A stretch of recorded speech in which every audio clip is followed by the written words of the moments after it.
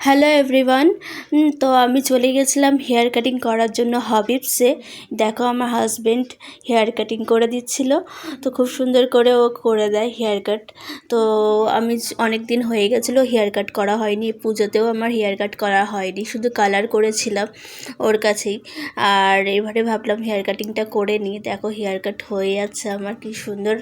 আমার তো খুবই ভালো লেগেছে, অনেক দিন পর হেয়ার কাটিং করলাম, আমার সুন্দর লেগেছে। তোমাদের যদি ভালো লেগে থাকে তাহলে তোমরা হাবিবসে চলে যাও হেয়ার কাটিং করার জন্য।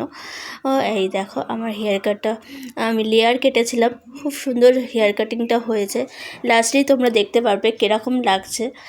দেখো, এই দেখো ফাইনাল লুক আমার হেয়ার কাট করার পরে।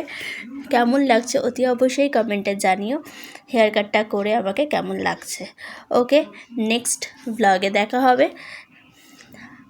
তাহলে চলো টাটা।